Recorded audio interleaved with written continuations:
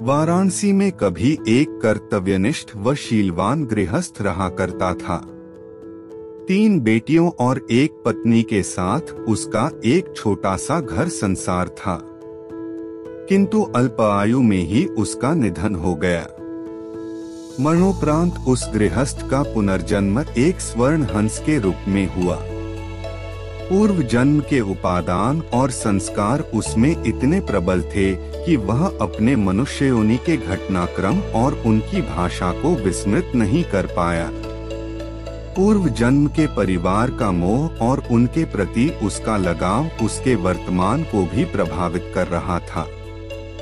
एक दिन वह अपने मोह के आवेश में आकर वाराणसी को उड़ चला, जहां उसकी पूर्वजन्म की पत्नी और 3 बेटियां रहा करती थीं।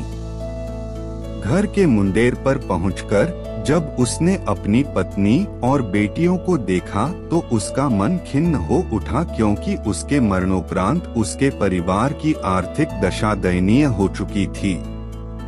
उसकी पत्नी और बेटियां अब सुंदर वस्त्रों की जगह चिथड़ों में दिख रही थीं। वैभव के सारे सामान भी वहां से तिरोहित हो चुके थे। फिर भी पूरे उल्लास के साथ उसने अपनी पत्नी और बेटियों का आलिंगन कर उन्हें अपना परिचय दिया और वापस लौटने से पूर्व उन्हें अपना एक सोने का पंख भी देता गया, जिसे बेचकर उसके परिवार वाले अपने दारिद्र्य को कम कर सकें। इस घटना के पश्चात हंस समय समय पर उनसे मिलने वाराणसी आता रहा और हर बार उन्हें सोने का एक पंख देकर जाता था। बेटियां तो हंस की दानशीलता से संतुष्ट थी, मगर उसकी पत्नी बड़ी ही लोभी प्रवृत्ति की थी। उसने सोचा क्यों न वह उस हंस के सारे पंख निकालकर एक ही पल में धनी बन जाए। बेटियों को भी उसने अपने मन की बात कही, मगर उसकी बेटियां ने उसका कड़ा विरोध किया। अगली बार जब वह हंस वहां आया तो संयोगवश उसकी बेटियां वहां नहीं थी। उसकी पत्नी ने तब उसे बड़े प्यार से पुचकारते हुए अपने करीब बुलाया।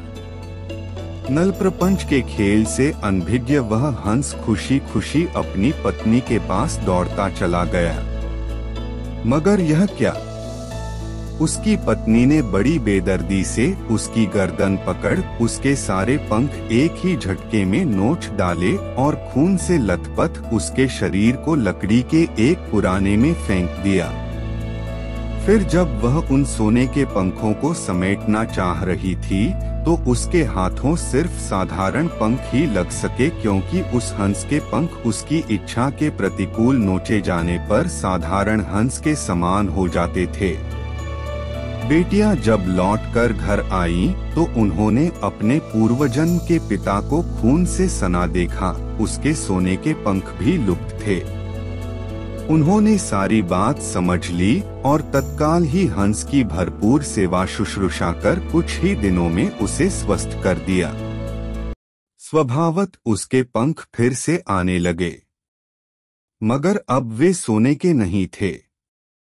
जब हंस के पंख इतने निकल गए कि वह उड़ने के लिए समर्थ हो गया, तब वह उस घर से उड़ गया और कभी भी वाराणसी में दोबारा दिखाई नहीं पड़ा।